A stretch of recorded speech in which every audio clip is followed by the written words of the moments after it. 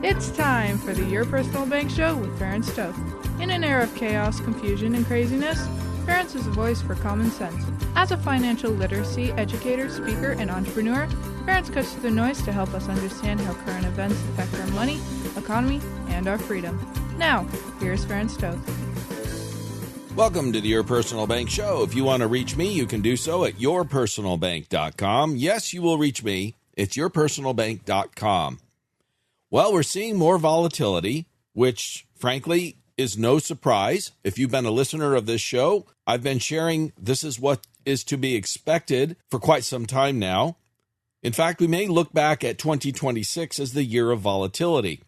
I like this post I saw recently where they were pointing out that precious metals in the last half an hour had dropped anywhere from 5 to 10% in literally less than an hour.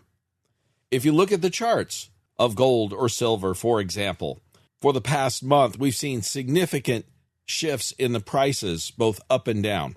Again, volatility.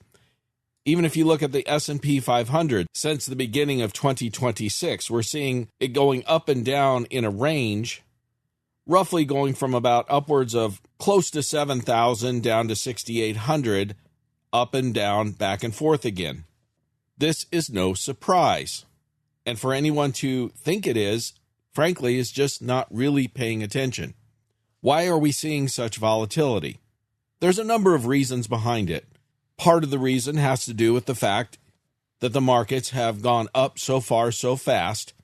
It's common that you will have a period of consolidation or correction because the increases have been unsustainable. You could say the same thing about gold or silver and many other assets for that matter. So this is not unusual. This is actually quite normal.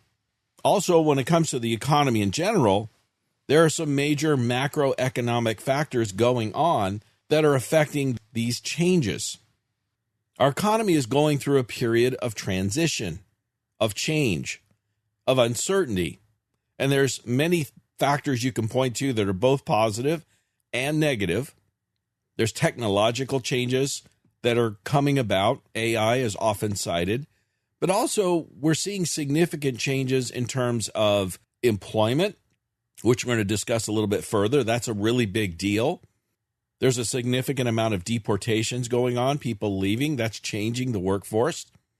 There's been a significant amount of investment that's already starting into the U.S. to start making things again. In fact, for the first time since 1999, U.S. steel production has surpassed Japan's. This is significant. There's two reasons behind that. Regardless of whether the pundits wanted to call it or not, the economy was in a slight recession over the past few years.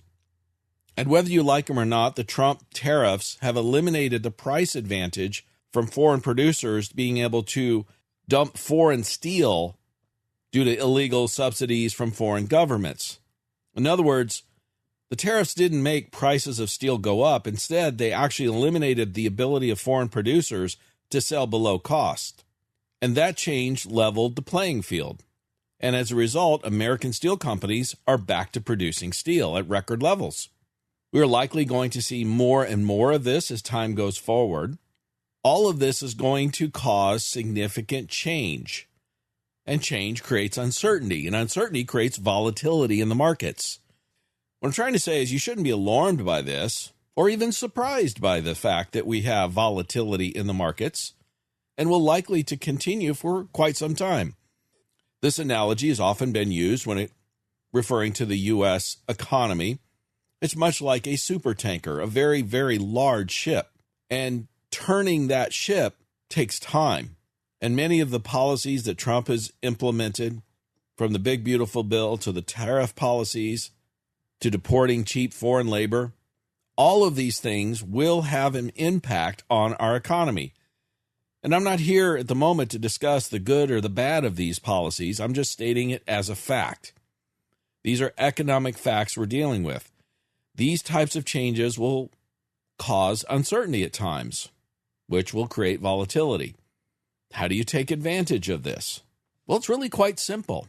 Instead of, much like we've seen since the beginning of 2026, an up and down roller coaster where the markets really have not gone anywhere, they just keep going up and back down again, It's hard to predict where it's going to go from here. Why not grab the upside without the downside? That's what index products allow you to do. I've been getting more calls about index products than I think at any time, probably in my 26-plus year career. Now, there's several reasons behind it. It's something I have been discussing more frequently of late. There are several reasons behind that. It is the golden era of fixed assets. We're seeing the best numbers we've seen in over 40 years. That's a statistical fact. Secondly, many investors understand that with this huge run-up we've seen in asset values, both in the stock markets, real estate, precious metals most recently, that there has to be a correction period, or certainly a consolidation period, a highly volatile period. Well, that's when index products in particular really shine.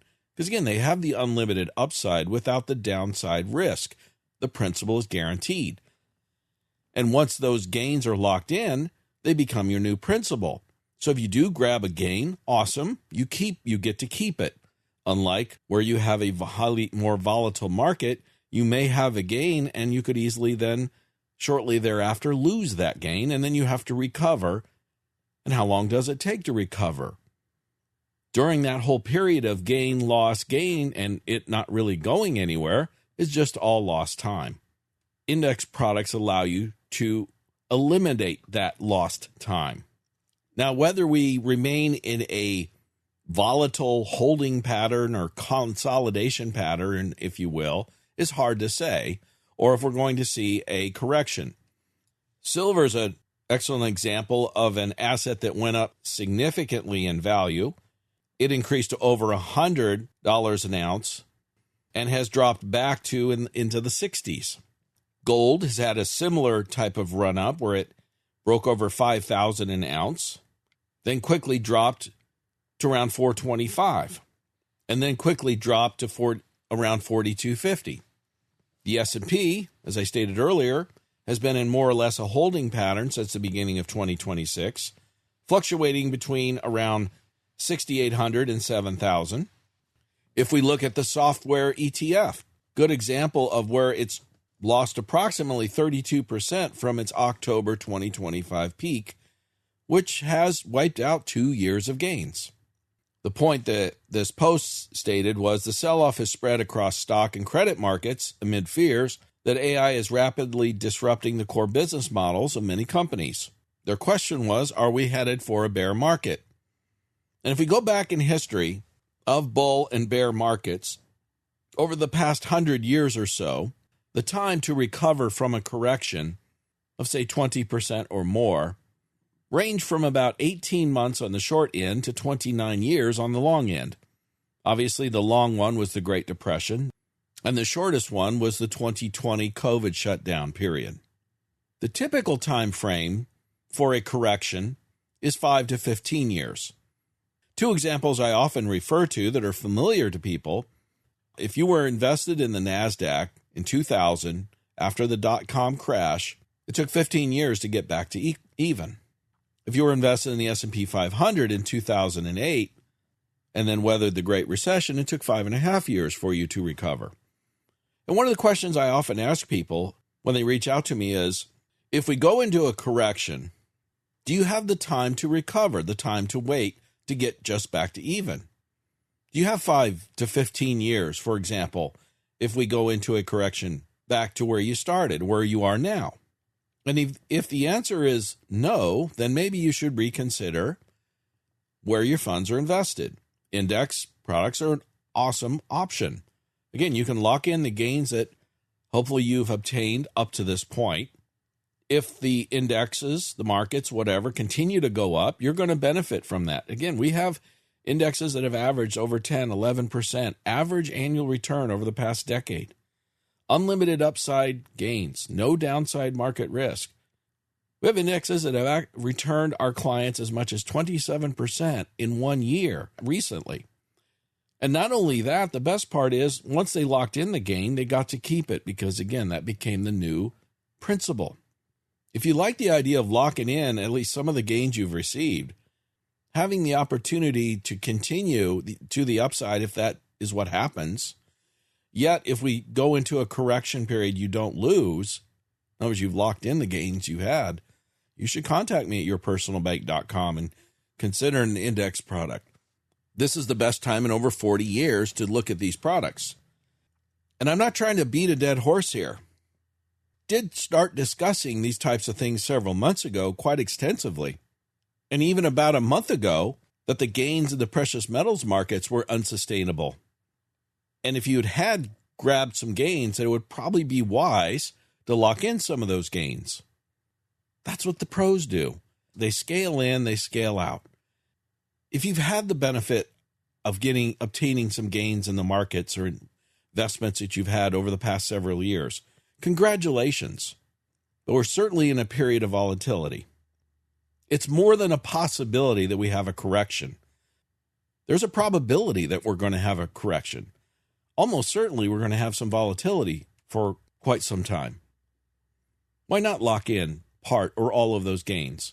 Take advantage of the upside if it continues, yet lock in the gains if it doesn't. Contact me at yourpersonalbank.com for more information. Stay tuned to the next segment. We're going to discuss a little bit about real estate and the labor market. I'm Ferenc Toth, host of the Your Personal Bank Show. This is the golden era of fixed assets. Annuities and guaranteed lifetime income are paying the best rates in over 40 years. If you looked at annuities over 2 years ago, the numbers have increased significantly. If you own an annuity over 2 years old, the new products can not only pay your penalty to switch, but are often guaranteed to outperform your current product. For more info, contact me at yourpersonalbank.com or 866-268-4422. That's yourpersonalbank.com. Welcome back to the Your Personal Bank Show with Ferenc Toth. Want more information? Contact Ferenc at 866-268-4422 or yourpersonalbank.com. That's 866-268-4422. Now back to the show with Ferenc Toth. Welcome back to the Your Personal Bank Show. This is Ferenc. If you want to reach me, you can do so at yourpersonalbank.com or the Your Personal Bank app. Yes, you will reach me. It's yourpersonalbank.com. We've discussed the real estate market quite a bit in the last several months. The corrections in the pricing, it's continuing across the country, in most parts of the country.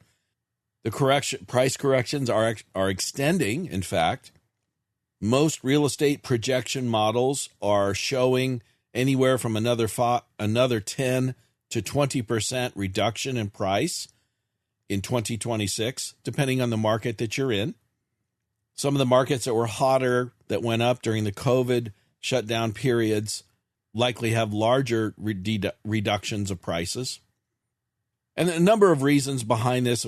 The biggest is being inventory. Inventory has come back to pre-COVID levels and even exceeding that in some parts of the country, particularly the Southeast and the Southwest. A lot of this has occurred because home builders have been building new homes. And one of the common misconceptions that I want to dispel is that the new homes are smaller. Well, it turns out, according to U.S. Census Bureau data, the typical floor plan size for a new house in the third quarter of 2025 was 2176 square feet, which is almost identical to the size of a new home in 2022. So about 2,200 square foot is the average size of a new home that's being built by home builders. So therefore, the price drop in new homes is not because the homes are smaller. It's because it's due to outright price cuts. And when you factor in the incentives that many home builders are providing, the drop in price is quite significant. And at this point, there's no sign of that changing anytime soon. And I've brought this up many times before, and sometimes people get a little upset with me when I do so. But the reality is the United States had a shortage of homes and an excess of people in the country. And there are people leaving voluntarily and being deported. They had to live somewhere, folks, whether they were renting or owning, which a lot of them were getting loans through FHA and other sources. That's all been documented. The reality is, if you have a shortage of about 3 to 5 million homes and you have millions of people leaving, that alleviates the shortage of homes quite quickly, and that process is continuing. So regardless of what you think about it, politically or otherwise, numbers don't lie. Less people means less demand. It's basic economics 101, supply and demand. So this trend will likely continue. The other marker I've shared, most people are unfamiliar with, is the average price of rents in the United States has dropped about 10% across the country. That's a very obvious result of having less renters, less people in the country. Again, whether you're here legally or otherwise, they have to live somewhere, right? But another factor that may come into play, should be paid attention to very closely, is unemployment. This is a factor more than anything else, particularly with housing, that could really cause housing prices to continue to decline. In January of 2026, U.S.-based employers announced over 100,000 job cuts in January, which is the highest January total since 2009, which was during the Great Financial Crisis. Some people are blaming artificial intelligence as the cause of this, but only about 7% of all the cuts for the month of January was AI cited as the reason for the cut. So although there's a significant number of job cuts announced in January, there was also an increase in new jobs numbers. So it's a good news, bad news kind of situation. Federal employees numbers were at the lowest levels we've seen since the 1960s.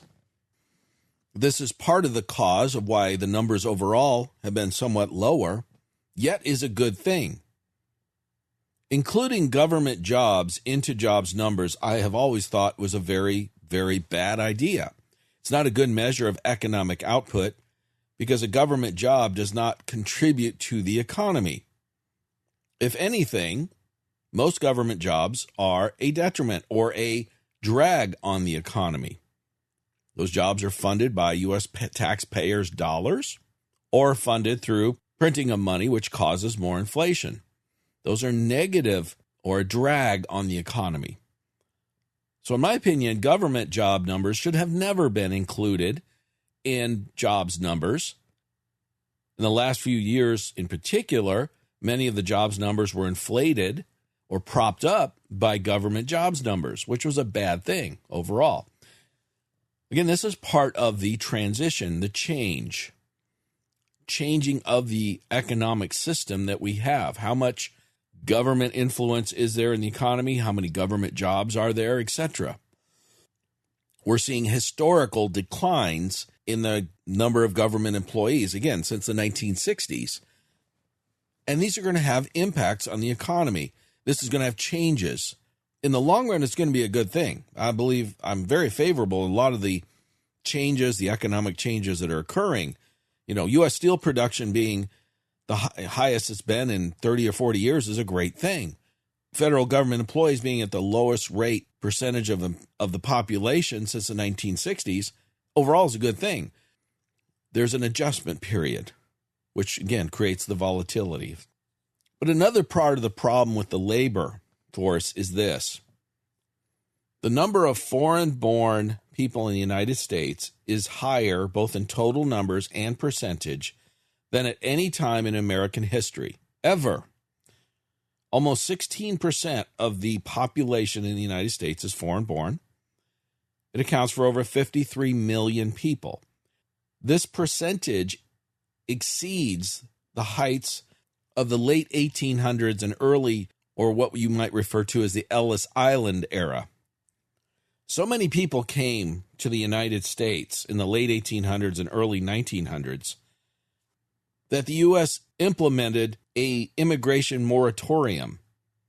It started in 1924 and lasted until 1965. The foreign-born share of the U.S. population declined rapidly during that time frame. It was approximately 15% in 1920 and dropped as low as below 5% by 1970. And then we have rapidly increased to almost 16% since. Now, our country had its challenges during these time periods. There's no question about it. But when you think about the society we had, the continuity of purpose, the unity we had as a country, much of this came about because we had a smaller percentage of foreign-born people in the country. In other words, the ones that came, they assimilated. And many people are calling for an immigration moratorium again, much like we had in 1924. A great analogy is it's like this. It's after you've had a great big meal, like a Thanksgiving or something like that. You've eaten a lot, and you need some time to digest that. You can't just go out there and, run a marathon. You need some time to assimilate. We need to let these people who have come here, particularly those that are legal, assimilate into our culture, into our society, become a part of this country. And those things take time. Look, I'm first generation myself. I'm half Hungarian. My dad escaped 1956 from the Soviets, came here as a political refugee, went through the process, became a U.S. citizen, a very proud one at that. He held on to his culture, was very proud of his Hungarian heritage, but was a very, very proud American. America was his home. He was thankful and appreciative of the fact that the U.S. gave him a second chance. And look, if you come from somewhere else, that's great. And you can be proud of the culture you had from somewhere else. But if you come here, this is your home. And it needs to become your home. You should be proud of your home. You should assimilate, become part of this great country, and do what you can to be a positive impact. Look, I don't like it when people say they're a hyphenated American, whatever that is, before or after. No, my dad never felt that way. He was an American. Once he came here, became a citizen, he would be offended. He was offended if somebody referred to him as a Hungarian. He was a former Hungarian. His home, he was American. This was his home. No one called him, he didn't want to be called a Hungarian American. And why I'm bringing this up, a big part of the reason why we've had so many people come into this country since over the last few decades is we have many big companies that are wanting cheap labor. It's just that simple. FedEx just got awarded a $2.2 billion contract from the federal government, and then they promptly fired 12,000 Americans and hired thousands of H-1Bs to replace them. How is that right? And when you consider there's barely any gap between legal and illegal immigrant welfare use, do you realize 52% of legal immigrants households use some form of welfare? 59% of illegal immigrants use some form of welfare. They should not be allowed to, but why are we bringing people in from other parts of the world and over half of them are on welfare? They can't support themselves. This is the legal ones. And by the way, for comparison's sake, native-born Americans, only 39% use some sort of welfare. It makes no logical sense. If we have companies laying off 100,000 employees in 1 month, why are we bringing in foreign-born workers to replace them, legal or otherwise? This needs to be stopped. Otherwise, higher levels of unemployment easily can lead to a recession. So from an economic standpoint, it makes no sense to bring in foreign-born workers, to bring in people from other countries to do jobs in the United States when unemployment is on the increase. It will only lead to more economic instability and volatility in the markets. To weather those storms, contact me at yourpersonalbank.com. I can show you how to protect your money, have unlimited upside gains with no downside losses. Stay tuned in the next segment. I'm going to discuss taxes, so don't miss it. This is Ferenc, host of the Your Personal Bank Show. Your Personal Bank is a financial concept that allows you to grow your money insured with guarantees, income tax-free, and highly liquid. Also, you have the potential to continue to earn interest on money you invest in other assets, purchase items, or pay expenses. How can you do this? First, invest in a high cash value policy to earn dividends. If you leave money in the policy, it'll grow like any investment, insured with guarantees and tax-free. Second, we establish a bank line of credit using the cash in the policy as collateral. When you access funds, you receive them from the bank. Typically, dividends earned are higher than the interest charged by the bank. You keep the difference. This is known as positive arbitrage. If you want to earn interest on money you spent or invest elsewhere, contact me at yourpersonalbank.com or 866-268-4422 for more info. That's yourpersonalbank.com. Welcome back to the Your Personal Bank Show with Ferenc Toth. Want more information? Contact Ferenc at 866-268-4422 or yourpersonalbank.com. That's 866-268-4422. Now back to the show with Ferenc Toth. Welcome back to the Your Personal Bank Show. This is Ferenc. If you want to reach me, you can do so at yourpersonalbank.com. Yes, you will reach me. It's yourpersonalbank.com. We're getting closer and closer to tax season. More and more people are having an issue with taxes and our tax system in general. We have a history as a country and part of the reason of how we got started. Remember the no taxation without representation? I mean, we threw tea in a harbor because there was a 3-cent tax on tea. But I like this post I saw from one of the senators, one of our U.S. senators, who stated, somewhere along the way, taxes stopped being about roads, courts, and national defense. They now exist to sustain worthless politicians and to reward the friends, donors, contractors, and constituencies that keep them in power. Money is taken from everyone, filtered through Washington, and handed back to the favored few, all while being sold as compassion. This isn't a revenue system, it's a patronage system. A system built to serve itself has forfeited the right to exist. It's time to bring the current federal income tax system to an end. President Trump has often referred to that taxes could be reduced or completely eliminated if we just eliminated the fraud in the system. I've always had an issue with taxes. It's kind of just stuck in my craw, if you know what I'm trying to say. Look, I understand there's a need for infrastructure, roads, bridges. We need a military to protect us, so protect the border. There are certain things that are legitimate, and I understand that.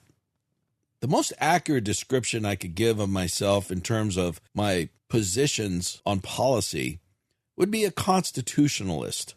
I'm an originalist. I would like to see this country go back to original ideas. And one of the most powerful portions of the Constitution, in my opinion, is the 10th Amendment, part of the Bill of Rights. And it's just a one-sentence amendment that states very simply what the powers are of the federal government. It's referred to as the enumerated powers. It lists a few things that the federal government is responsible for: military, commerce, protect the citizens, things like that.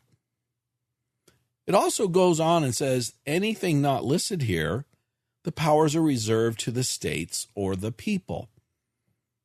Now, in my opinion, this is probably the most abused and overlooked portion of the Constitution. It's part of the original Bill of Rights, the 10th Amendment. It was added because some of the states were reluctant to ratify the Constitution because they didn't believe that there were enough protections for the states and the people. So the Bill of Rights was added to add different additional protections. Most of us are familiar with the First Amendment, freedom of speech, the Second Amendment, the right to bear arms. All of the Bill of Rights are all freedoms guaranteed to the people. As I stated earlier, the 10th Amendment is, I believe, the most ignored and abused amendment in the Constitution and should be restored to its original intent. When I look at the extreme cases of fraud, we're seeing this started with the Somali daycare fraud in Minnesota, for example, and many, many more cases of fraud through home health care. Various other things have been uncovered in numerous states now. And I'm thankful that there are people out there, there are journalists out there, citizen journalists, and many cases that are bringing this to the people's attention. The level of fraud and waste is just staggering. I knew it was bad personally, but frankly, it's beyond any comprehension. It's way worse than I thought even. And I thought it was pretty bad. I thought it was worse than most people did, I think. But it comes back to a simple question of, why is the government paying for home health care in the first place? Where is that in the Constitution, for example? It's not. Look, if states or local governments want to do that, they have the right constitutionally to do so. But most of the money they receive for that comes from the federal government, upwards of 90% in many cases. So why are we as taxpayers paying for programs that are unconstitutional, that are not part of what the role and the right of government is? I get frustrated when I listen to politicians and bureaucrats discuss, we're going to do this or we're going to do that, or we need to fix this program or that program. For the most part, I say, no, you don't. You just need to abolish it because it's unconstitutional. Just read the 10th Amendment. The federal government has no business or right to be involved with that. And I think the founding fathers, when they added that 10th Amendment in it, was largely for this reason. When you get a government that's too large, too bloated, it's involved far too much in everyone's lives, it just invites opportunity for fraud, waste, abuse. And it's just a basic fairness issue. Why should a person have to go to work hard, pay a portion of their labor, or they invest, they put money at risk, and they do well, and they profit from that investment, and they have to pay a portion of that, or any one of myriad of taxes that we have to pay, whether it's property taxes or licensing or any number of things you want to mention. Why should a significant portion of that have to go to this huge, out of control, undisciplined federal government, than for much of it just to be wasted to fund fraudulent schemes to benefit a handful of people? And if you don't pay the taxes, then you can be threatened with fines, jail time, the point of a gun even, to pay those taxes to keep this system going. Look, I was all in favor of the efforts of DOGE to try to reduce this waste and fraud in government spending, and the fact that they did get some wins. That was positive, but it was very limited, and understandably why Elon Musk got frustrated and left, because it was just, as he put it, a nearly impossible task. Trying to get people to spend less money, Congress in particular, and the fraudsters, as he called it, to try to not. It's shocking to me that you can't shut down outright fraudsters. It boggles the mind, frankly. But if we can't get them to voluntarily reduce their spending and continuing this, because, again, it benefits a few, then maybe the only solution is to starve it out. I mean, Thomas Jefferson was famous for stating that every generation needed a revolution to water freedom. And I'm not calling for, please understand, I'm not calling for armed conflict or anything like that. We just need a change in thinking. Why is it okay to be forced to give a portion of your hard-earned money, hard-earned blood, sweat, and tears to a federal government that wastes or outright defrauds a good portion of it? Why is it right that the Pentagon has been unable to pass an audit for over 7 years? You know, publicly traded companies have to go through independent audits on a regular basis. Otherwise, they get delisted, fined. The people in charge get thrown in jail sometimes. Why can't we apply the same type of accounting principles to our federal government? There should be an independent audit. We should know where every dollar is being spent.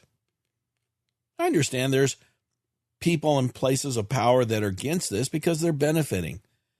But there's way more of us than there are of them. Why can't we demand that type of accountability for our government? And really all of our governments, all levels, frankly. And it's not just about money. Accountability of all kinds needs to apply. Do you know that 83% of U.S. citizens favor a photo ID to vote? Why is it we have to fight tooth and nail to try to get a law passed requiring photo ID? basic accountability. And I don't believe, actually, there's another country in the world that allows voting without ID.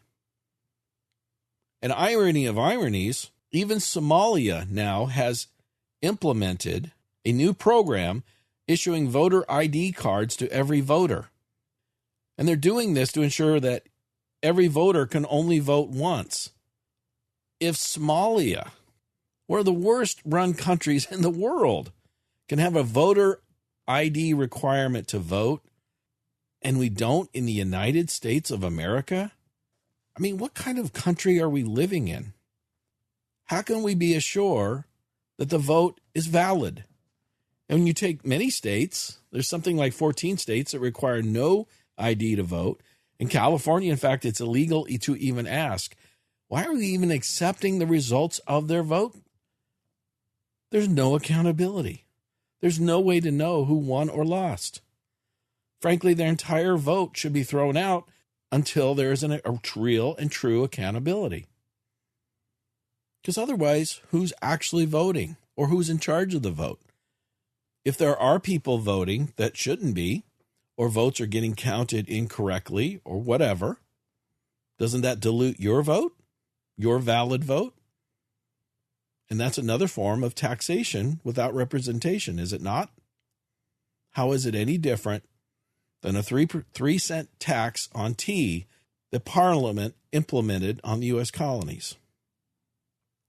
So although many of these issues are of great concern and frustration, the encouraging part is there are more and more people openly questioning and challenging these ideas and how our country is being run, how our money is being spent, how our votes are being counted. And these are good things to challenge.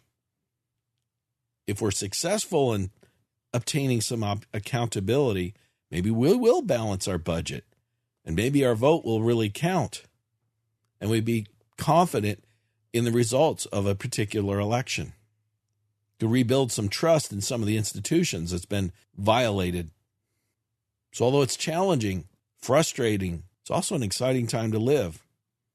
Maybe we could see some tremendous change for the better.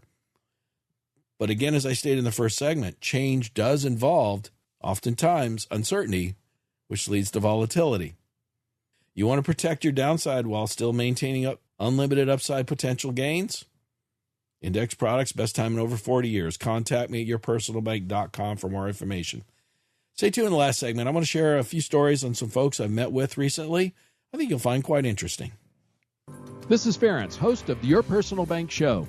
My show focuses on creating tax-free buckets of money, insured, guaranteed, highly liquid, and the ability to create positive arbitrage. Did you know this is the best time in over 40 years to invest in index annuities? An index annuity allows you to 1. Grow your money safely without market risk. Once gains are locked in, they're guaranteed against future market loss. 2. Double-digit potential upside on good market years with no losses in bad years. Principal is guaranteed. 3. A 7 to 8% fixed interest option is available in the first year.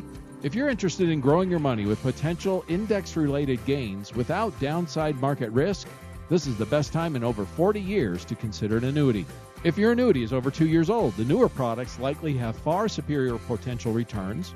Please contact me at yourpersonalbank.com or 866-268-4422 for more info. That's yourpersonalbank.com. Welcome back to the Your Personal Bank Show with Ferenc Toth. Want more information? Contact Ferenc at 866-268-4422 or yourpersonalbank.com. That's 866-268-4422. Now back to the show with Ferenc Toth. Welcome back to the Your Personal Bank Show. This is Ferenc. If you want to reach me, you can contact me at yourpersonalbank.com or the Your Personal Bank app. Yes, you will reach me. It's yourpersonalbank.com. A number of folks who have reached out to me recently, there's been a common theme, and a lot of it has to do with, uncertainty about what's going forward in terms of the economy, the markets. There's been some tremendous upside, as I've discussed, with the stock markets and real estate, precious metals. There's also been a lot of volatility more recently. I think that is to be expected. There's a lot of change going on, a lot of uncertainty. That's just going to create more volatility going forward. And I've been sharing this. This is the golden age of fixed assets. Index products, we're seeing the best numbers, returns we've seen in 40 plus years. We have products that have averaged 8 to 11% average annual return for the past 10, 20 plus years. Recently, we've seen as high as 27% return in 1 year alone. The upside potential is unlimited, but no downside risk. Your principal is guaranteed. That's gotten a lot of attention for a lot of people because they recognize that maybe you've had some gains in the last few years. You don't want to risk those gains. Understand if we do go into a correction, a typical correction time frame is 5 to 15 years. That's the statistical facts. Do you have the time to wait to make up those losses? And remember, if you hit a peak and then it comes back down and you take some time to recover, all that time frame is lost time. And if it takes 5, 10, 15 years even to get back to where you were, which is what's happened in the historical past to previous markets, you didn't make any money during that recovery period, did you? You just recovered back to where you were. As we get older, we have less and less time that we can have to make up those losses. So it becomes even more critical. And that's why index products have become so popular. They've gained in acceptance and people purchasing them almost each and every year, frankly. There's been a tremendous amount of improvements on them. And I'm going to share a couple of those. And so some things I shared with some of my clients recently. I've often shared you've got unlimited upside gains. Now, not all index products offer that.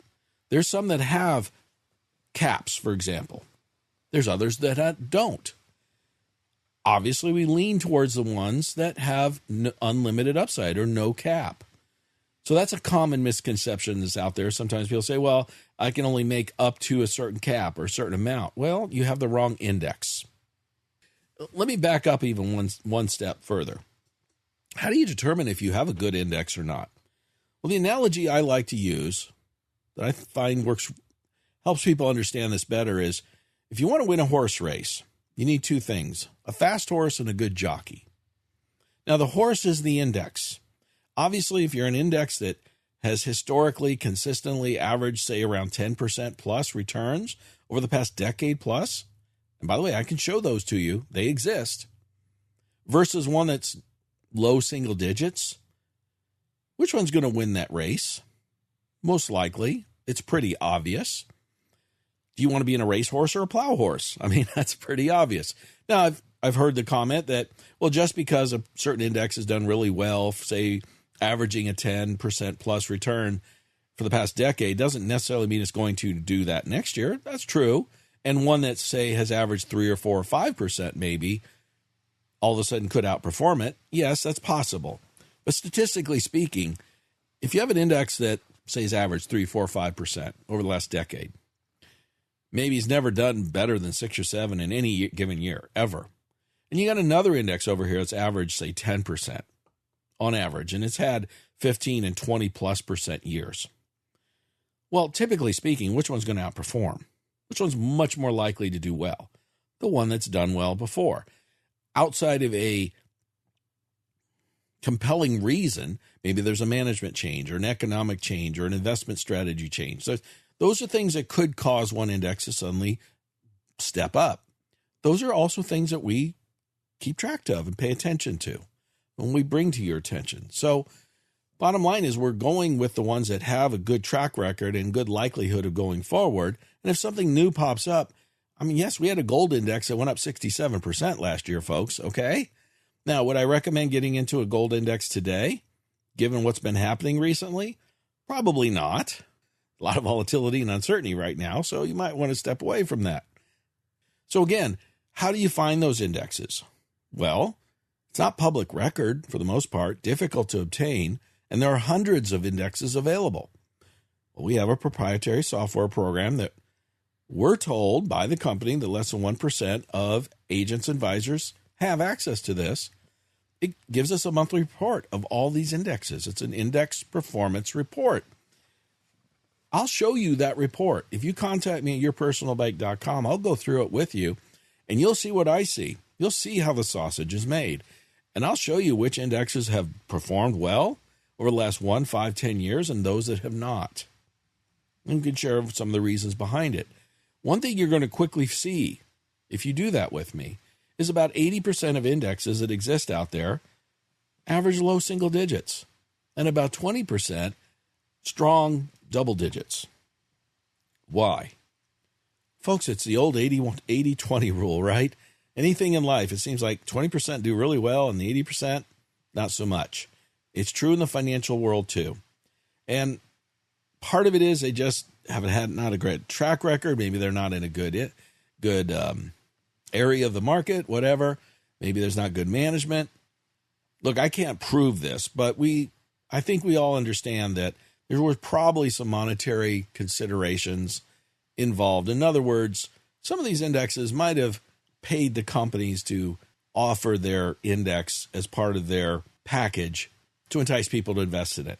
I mean, let's be real. Let's be real world about this. You know, we're big boys and girls, right?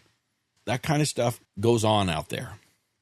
But I'd rather look at the actual history, see what the likelihood is, what's going to happen in the future, put you in the fastest horses so to win that horse race, the best indexes.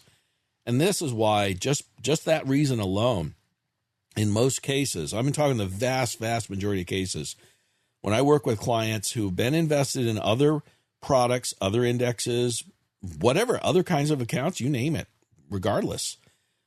It's very, very common, year 2, 5 years later, we're now double, oftentimes triple, and sometimes even quadruple the results that they were getting previously.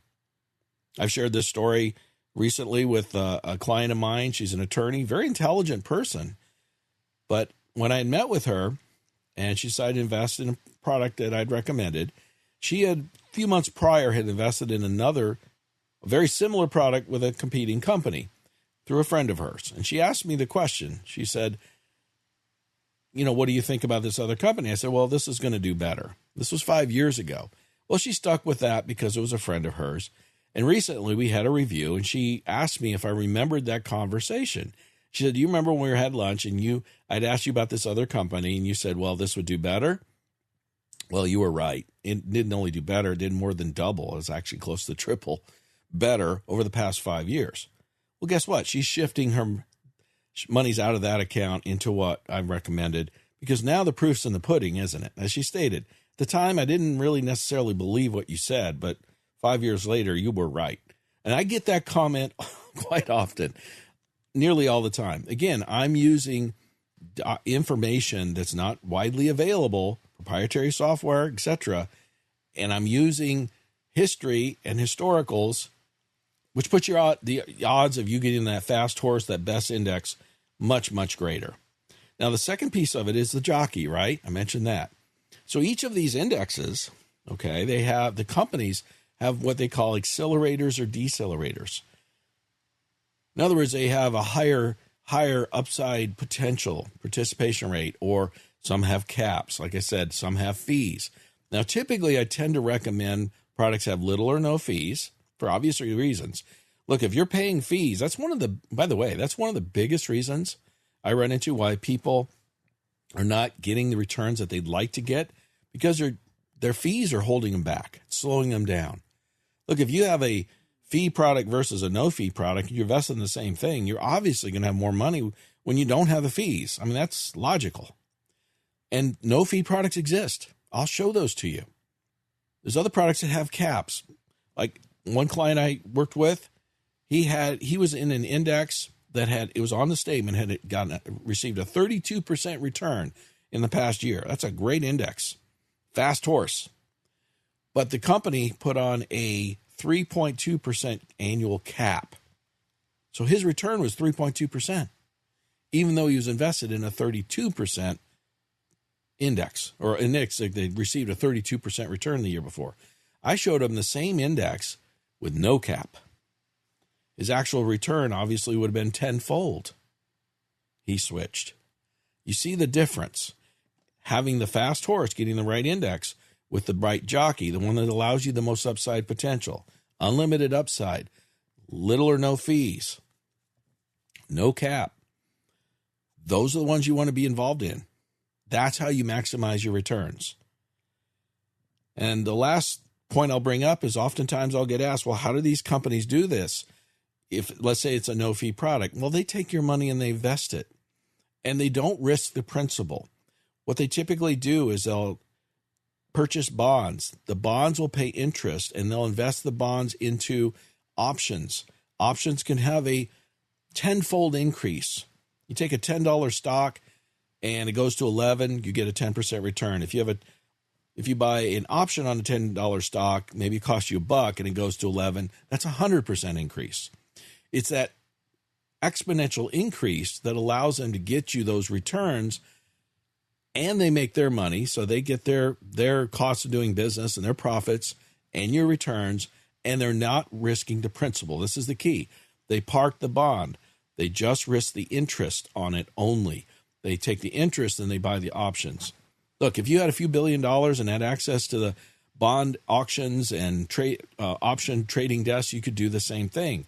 Most of us don't have that ability. That's why these companies have been doing this for decades and decades effectively. This is a tool that institutional investors often use. So you can get the unlimited upside growth, similar growth you get if you invested directly with the index, without the downside risk, because, again, they're not risking the principal. Remember, they bought the bonds, they're risking the interest on the bond only in the options. What happens if the value of the underlying stock goes down? The option expires at zero, but worthless. But do they owe you anything? No, they still have the principal. They still have the bond. What does the bond do? The next year it pays more interest, and they buy more options for the next year. And that's how they're able to do that. If you have questions on that and you want more information to understand how you can get this unlimited upside potential growth, no caps, no fees, pick the best horses, the fastest horses, the best indexes available, period. I'll show them to you. And then show you the best jockeys where they have the accelerators that allow you to get the most upside gains. Contact me at yourpersonalbank.com.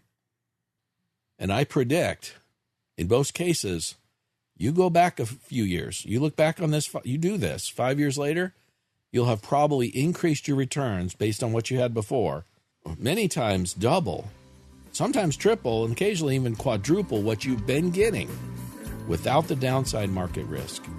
You could lower your fees, and this all can be done tax favored, so you can reduce your taxes too. So again, contact me at yourpersonalbank.com for more information. Stay tuned next week to the Your Personal Bank Show for more great info. And as long as it's on our money, in God we trust. Contact Ferenc at 866-268-4422 or yourpersonalbank.com. That's 866-268-4422. This show is designed to provide accurate and authoritative information. The presenter and guests of this program do not engage in legal, accounting, or tax advice. Professional advice regarding your situation should be sought if required. Some products discussed may have limitations and not be available in all states. Excessive unpaid loans may affect performance. Distributions may become taxable if not managed properly. Concerned about market risk? I'm Ferenc Toth, host of the Your Personal Bank Show. The S&P 500 valuations are higher than at any time ever recorded in stock market history. This includes 1929 and 1999. We all know what happened afterwards. It wasn't pretty. Elevated valuations increase risk to the downside. Annuities and Your Personal Bank offer unlimited upside with no downside market risk. Your principal is guaranteed. Contact Ferenc at yourpersonalbank.com to maximize returns, reduce market risk, increase liquidity, and reduce taxes.